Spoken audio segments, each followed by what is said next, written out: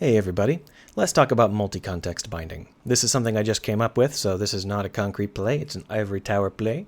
But the basic idea here is that I want to create a space game that has stories in it. I want a space game that feels like Star Trek or Firefly or whatever your favorite IP is, right? How do you go about creating that? Well, one way is that you carefully script literally everything. Every character dialogue beat, every possible plot point, it's all done moment by moment, painstakingly. This works. Mass Effect was, by and large, very fun, but it has a couple of flaws. One flaw is that it's incredibly expensive. Another flaw is that the story has nothing to do with the game. This is a common problem with every RPG I've played, but fundamentally, what happens is they turn off the game to tell you the story. So you might be fighting your way through a bunch of dudes or whatever, and then, Tally says, "Hey, hold up, Shepard, I have something that I need to tell you." And then the game takes control away from you and goes over to a dialogue sequence or a cutscene.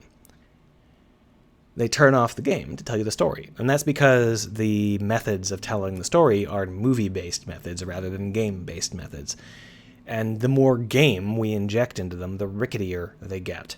So that's why we don't generally have a whole lot of free play. Like, for example, you can't shoot Tally, because even though it's physically possible, the game wouldn't know how to react to it. You can't recruit a random person off of the Citadel, because the game wouldn't know what they were going to do. There's no game part in this story. It's all just story that happens to have a game nearby. What if we want to do the opposite? What if we want the story to be driven by the game? Well, that's generally called emergent story. So, emergent story. Most emergent stories have one source, and that source is when the game spits up several contexts at the same time in a way you didn't expect, but in a way that makes sense. For example, you're trying to take over an outpost, and it's got lots of dudes with guns in it. And then the game rolls randomly, and you get the tiger attack random encounter. And so the tigers come, and they also attack the base. And it's like, ah, cool. Or you're playing a medieval game where you're trying to take over the medieval world, and generations are passing. And then at one point, you get seduced by the Pope, and it turns out the Pope is actually your cousin. Funny.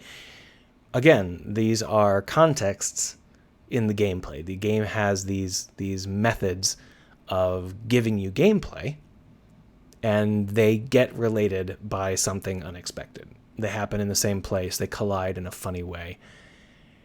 So multi-context binding is a way to formalize that. Most importantly, multi-context binding allows us to do away with the idea that we, as a game dev, are responsible for relating our contexts. Because what we do is we allow the player to relate the contexts. Let's say that we're playing a game like Star Citizen, something generic where we have a crew of like 6 or so people, and we run around the galaxy doing favors for people, right?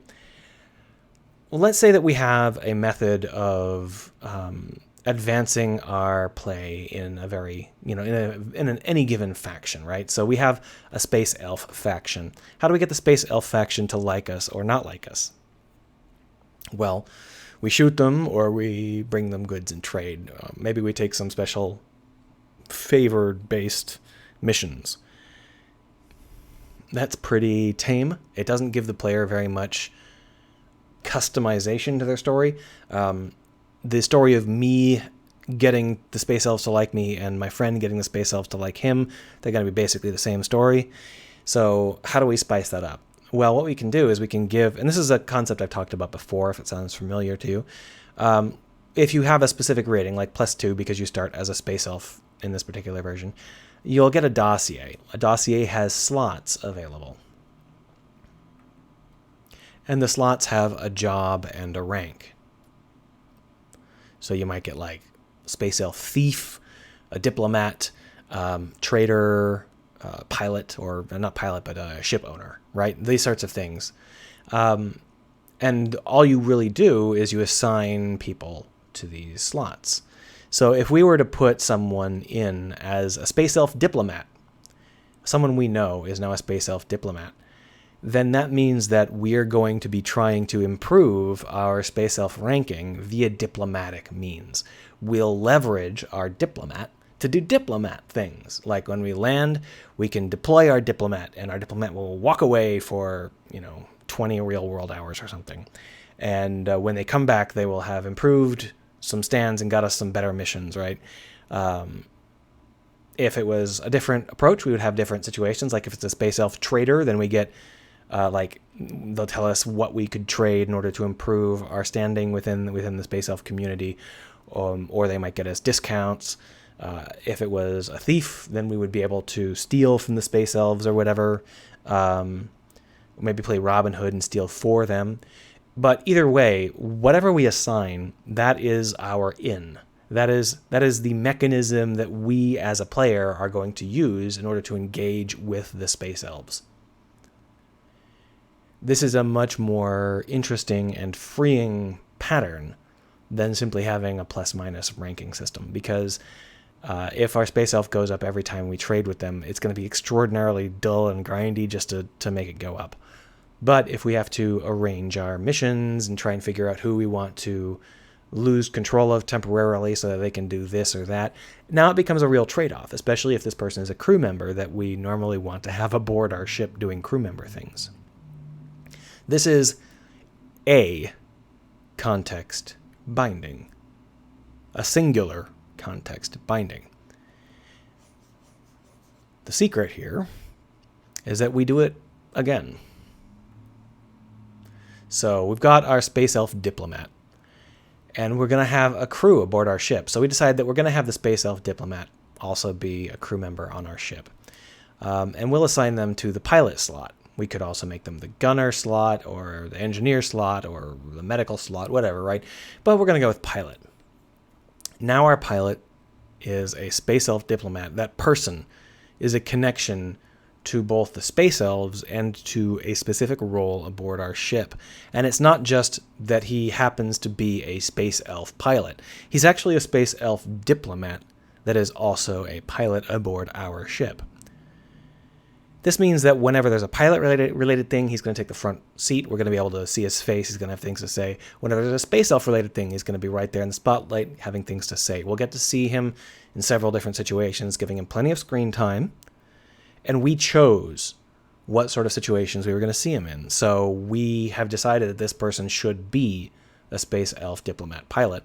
And therefore we accept the story, even if it's a little wonky. This not only allows us to have a specific engagement vector with these contexts. Now that we have a pilot, the pilot will be familiar with the space elf territory because he's a space elf pilot. The pilot will probably have specific capabilities on their own as a pilot. Maybe it's a daredevil pilot or, a naval pilot or a warp captain or something, right? Whatever, right? So we'll have chosen the method of our engagement with these contexts, but we will have also connected them. We now have a vector for the space elves and our ship to be connected whenever we need. So when something space elfy happens, there is our pilot talking about it, putting it in context, explaining how it relates to us. Whenever something piloty happens, we can relate it back to the space elves. If random events happen to happen, and we decide that the space elf armada flies into the area, then our pilot is going to be the one that determines how that starts to shape up in regards to whatever we're currently doing. Like if we are investigating, a scattered debris from a battle and the space elf armada warps into place, because we have a friendly pilot diplomat, he'll be like, hey, we're actually here on doing the same thing that you are. But if we didn't have him as a pilot diplomat, we might have to do something else. If he was a thief instead of a diplomat, maybe we would just know how to hide from the oncoming horde. If we didn't have anybody aboard who was space elf, no relationship to us, we'd be in trouble because we look an awful lot like we're picking through the dead. And that's if you have a positive space elf relationship. It's quite easy to also have a negative space elf relationship, right? And that would be the exact same setup, except for the numbers would be mostly negative rather than positive. And we could still have our pilot be assigned to a negative role, right? So, our pilot could be also a space elf abandoner, someone who ran away from the space elf military, or maybe they're a space elf brigand, or a space elf corrupt cop. These things still offer you advantages in the space elf space, but they may also get you attacked. They offer you disadvantages. It's another kind of method of engaging with this context via a different vector. And again, it binds the piloting and the space elfing together. These sorts of systems should allow us to connect context elements together, randomized context elements together, via having a person comment about them, via having a crew member that has been assigned that particular role. And of course, this is just 2. You could bind together as many as you'd like. It's not something that is limited because the player is doing it. The player is allowed to do whatever they want in terms of relating these pieces of context together. This is something that I think offers a lot of potential because it gives you a lot of screen time and you get to choose what kind of screen time these characters get. So that makes it very flexible, it's easy for the player to opt in, and it's also a core part of the play rather than just being cutscenes. That's a very basic example. There are a lot of other ways you could approach this, but the basic idea here is if there are multiple ways to engage with core systems in the game, maybe we can make it so that the characters that are supposed to be important are your gateways into engaging with the contexts in the way you're supposed to be, in the way you're trying to engage. So, if you were doing a city building game, a medieval city building game, you might be able to assign your characters to various roles within the city, but you want to have more complexity than that. So maybe you also get to assign them to a location in the city or a category of job in the city. Maybe you get to do rather complicated things, like relating them to another country or another town that neighbors you, and they'll allow you to have a connection to that group via that. So it's not just a generic connection, but like they are an expat farmer, so you can get food from that other group at a cheap rate.